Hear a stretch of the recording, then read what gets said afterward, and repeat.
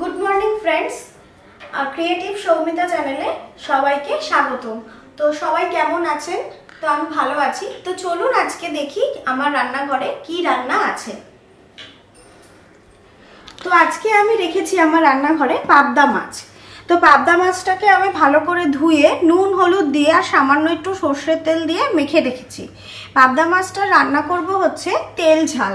তো তার জন্য আমি নিয়েছি কুচি করে পেঁয়াজ কাটা, টমেটো কাটা, আদা রসুন বেটে নেব, আর নিয়েছি কাজু বাদাম, পোস্ত, সর্ষে, আর একটু বেশি ঝাল দেব তার জন্য নিয়েছি কাঁচা লঙ্কা আর শুকনো লঙ্কা। ওটাকে জল দিয়ে ভিজিয়ে রেখেছি।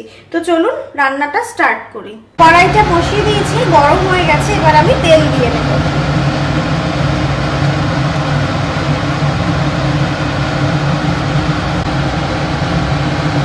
তেলে একটু সামান্য নুন দিয়ে নেব, কারণ যাতে মাছটা লেগে না যায়।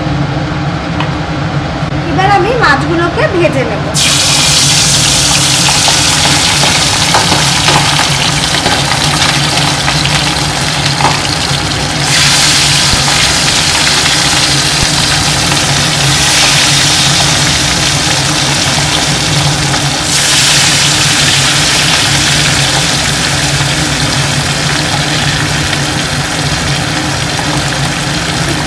এপিট করে উল্টে নেব।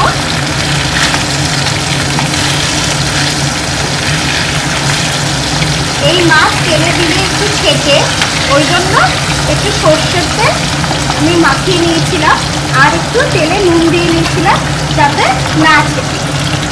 মাছটা ভাজার সাথে সাথে আমি আদা রসুনটা বেটে নেব। আজকে আমি শিলনোড়ায় সমস্ত মশলা বাটবো।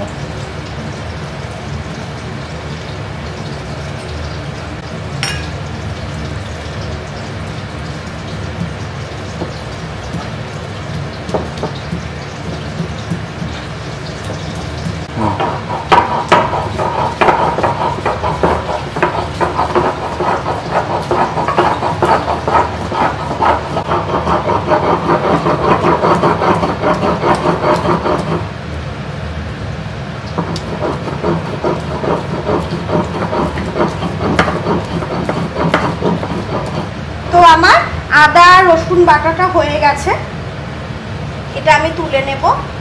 একদম মিহি করে আদা রসুনটা বেটে নিয়েছি।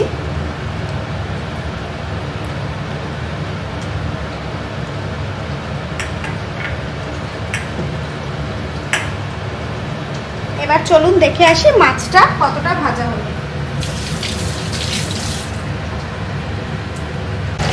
মাছটা আমার এক পিঠ ভাজা হয়ে গেছে, আর এক পিঠ উল্টে দিলাম আর একটু ফ্লেমটা বাড়িয়ে দিলাম, তাহলে তাড়াতাড়ি ভাজা হয়ে যাবে।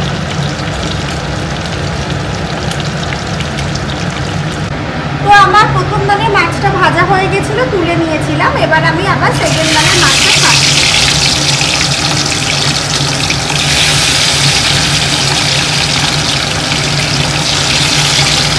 ছেড়ে দিয়েছি। তো এবার মাছ ভাজার সাথে সাথে আমি যে আর একটা মশলা ভিজিয়ে রেখেছিলাম, সেই মশলাটা আমি এবার বেটে নেব। তো এবার আমি এই পোস্ত, সর্ষে, কাঁচা লঙ্কা, কাজু বাদাম সব আমি বেটে নিচ্ছি।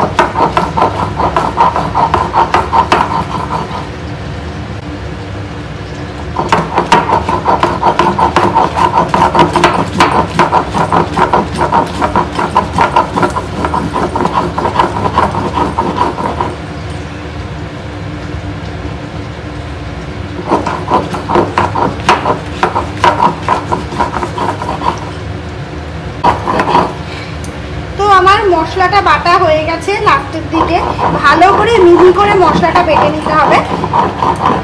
মশলাটা ভালো করে বাটার পরে এবার আমি আসল রান্নাতে চলে যাব। তো চলুন, মশলাটা আমার বাটা হয়ে গেছে, তুলে নিয়ে আমি ওই রান্নাতে যাব। তো তো মাছটা আমার ভাজা হয়ে গেছে, এবার আমি মাছটা তুলে নেব।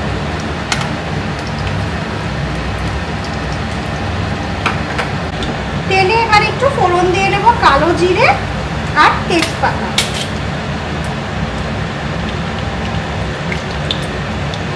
তো আমার ফোড়নটা ভালো করে ভাজা ভাজা হয়ে গেছে, এবার আমি পেঁয়াজটা দিয়ে দেব।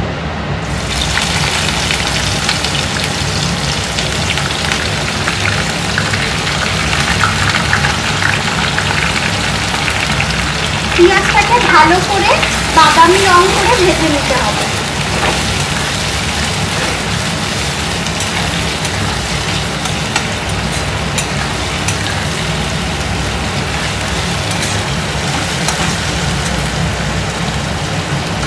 নরম করার জন্য সামান্য একটু নুন আর একটুখানি হলুদ দিয়ে নেব, কারণ পেঁয়াজটা যাতে কালারটা তাড়াতাড়ি আসে। এবার এটাকে ভালো করে ভেজে নেব যতক্ষণ না পেঁয়াজটা ওই বাদামি বাদামি কালারের হবে।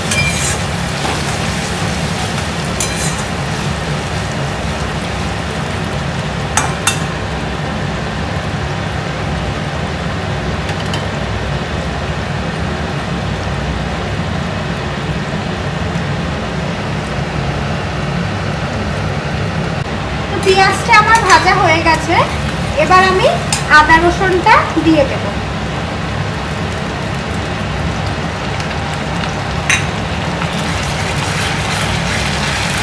আদা রসুনটা দিয়ে একটু ভালো করে ভেজে নেব যাতে আদা রসুনের কাঁচা গন্ধটা চলে যায়।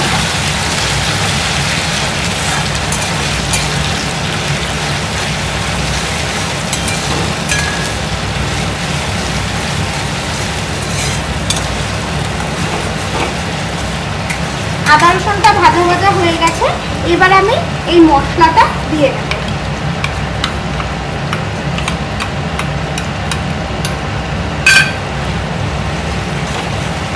মশলাটা দিয়ে ভালো করে আমি কষিয়ে নেব যতক্ষণ না তেল ছাড়ে মশলা। সামান্য মশলা ধোয়া বাটিটা থেকে জল দিয়ে নেব।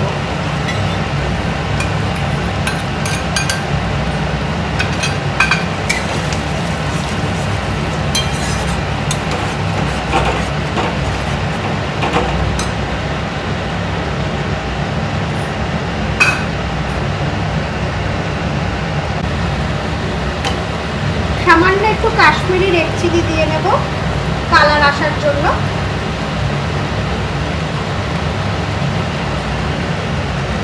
আর দেব এবার স্বাদ মতো নুন।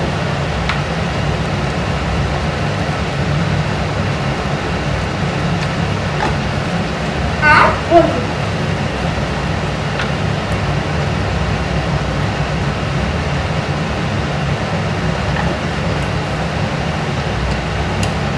দিয়ে এবার এটাকে ভালো করে আমি কষিয়ে নেব। মশলাটা যতক্ষণ না তেল ছাড়বে ততক্ষণ আমাকে কষিয়ে নিতে হবে।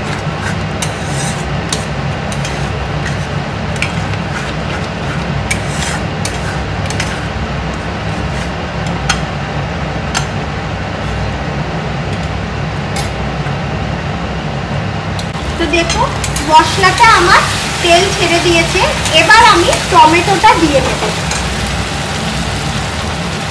টমেটোটাকে ভালো করে গলতে দিতে হবে, আর টমেটোটা গলার পরেই তারপরেই জল দিতে হবে। আর যাতে টমেটোর কাঁচা গন্ধটা বেরিয়ে যায় ওই জন্য ভালো করে নিবি আছে এটাকে কষতে দিতে হবে।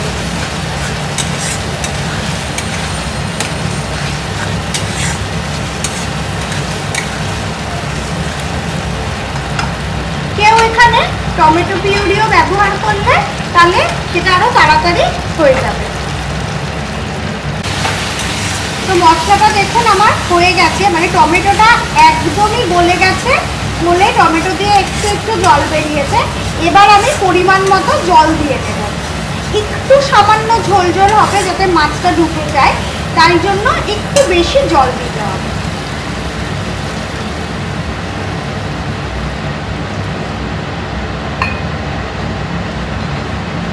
তো ঝোলটা আমার ভালো করে ফুটে গেছে, এবার আমি মাছগুলো এক এক করে ছেড়ে দেবো।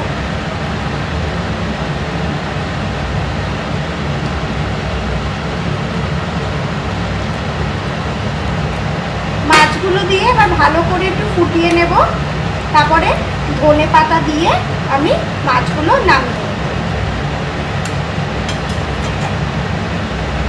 এবার আমি ধনে পাতা দিয়ে নামিয়ে নেব। আমার পাবদা মাছের তেল ঝালটা কমপ্লিট হয়ে গেছে। একটু ধনে পাতা দিয়ে সামান্য একটু ফুটিয়ে নেব।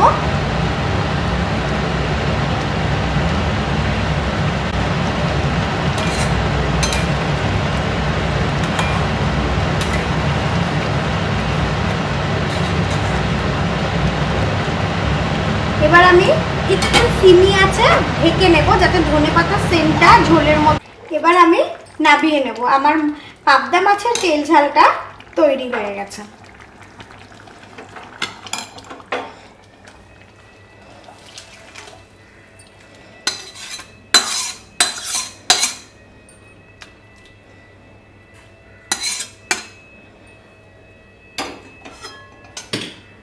তো রান্নাটা কেমন হয়েছে জানাবেন।